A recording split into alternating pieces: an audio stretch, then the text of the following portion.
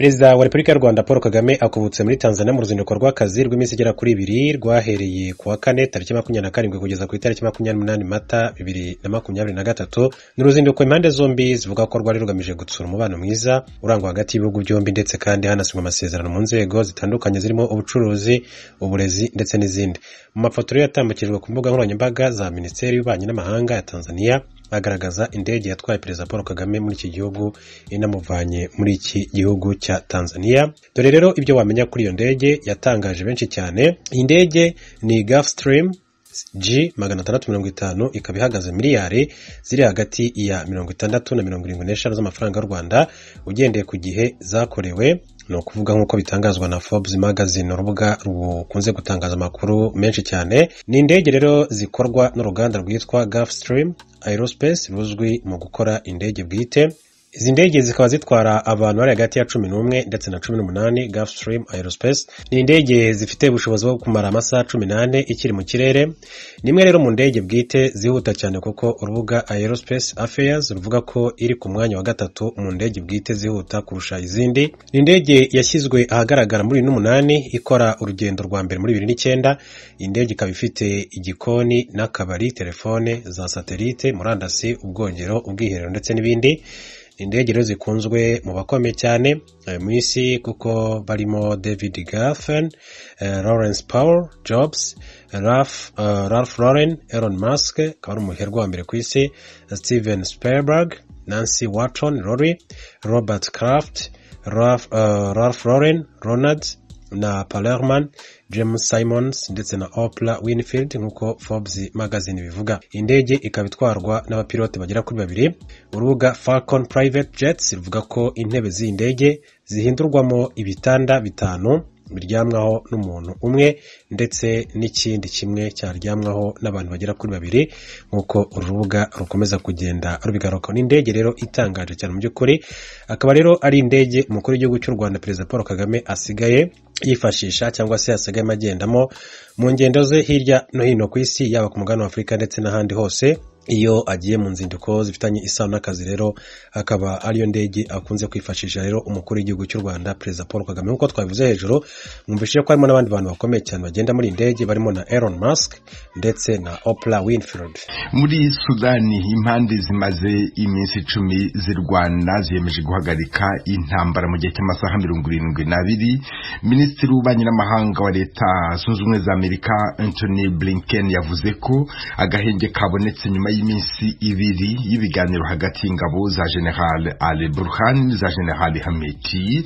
Abantu bagera kuri 420 baguye mu mirwano yatangiye ku itariki ya 15 z'uko kwezi kwa 4.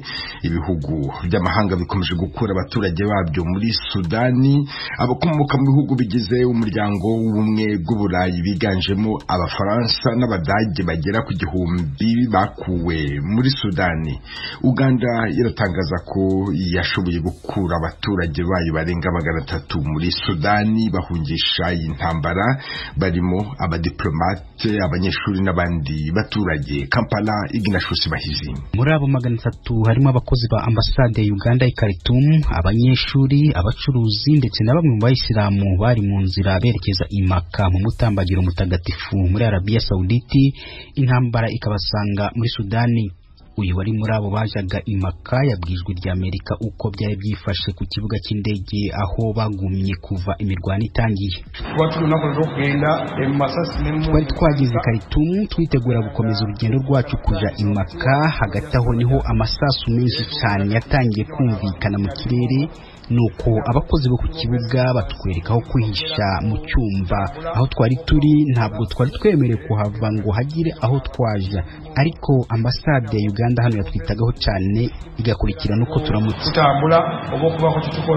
Ambasaderi wa Uganda muri Sudan Rashid Semudu yabwiye abanyamakuru ko abatabarwa bagiye kunyura inzira y'umuhanda kugera muri Ethiopia.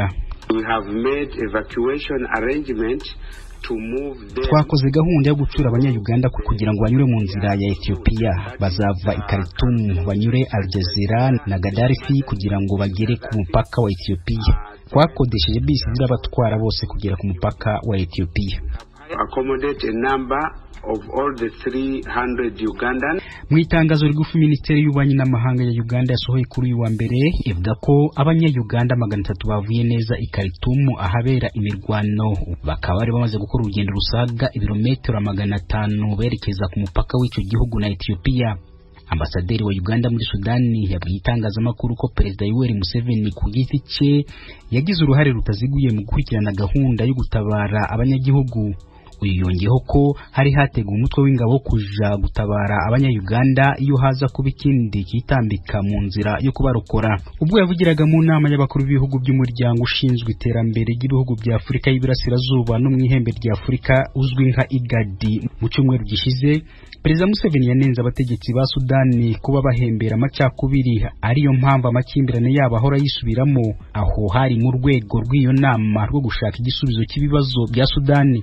I always told the Sudanese the dangers of encouraging the ati buri gihe nabwiraga abanyasudani ububi bwo gushishikariza politiki y'irangamuntu, ivangura rishingiye ku moko y'Abarabu n'Abirabura, rishingiye ku madini y'Abayisilamu n'Abakristu.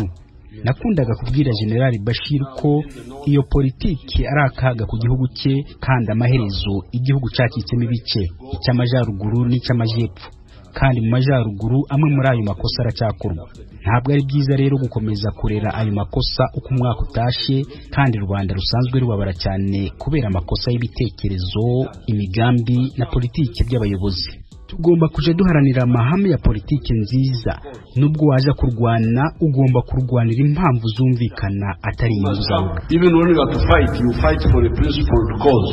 Don't fight for just opportunistic causes. Imirwano yadutse muri Sudani hafi y'ibyumweru 2 bishize hagati y'ingabo z'igihugu cya Sudani ziyobowe na General Abdel Fattah wabaye perezida nyuma yo guhirika ubutegetsi bwa Perezida Omar el-Bashir mu 2019 n'umwungirije General Mohamed Hamdan Dagalo ukuriye umutwe witwara gisirikare wari washinzwe na Perezida Bashir wamufashaga mu ntambara yaberaga mu karere ka Darfur.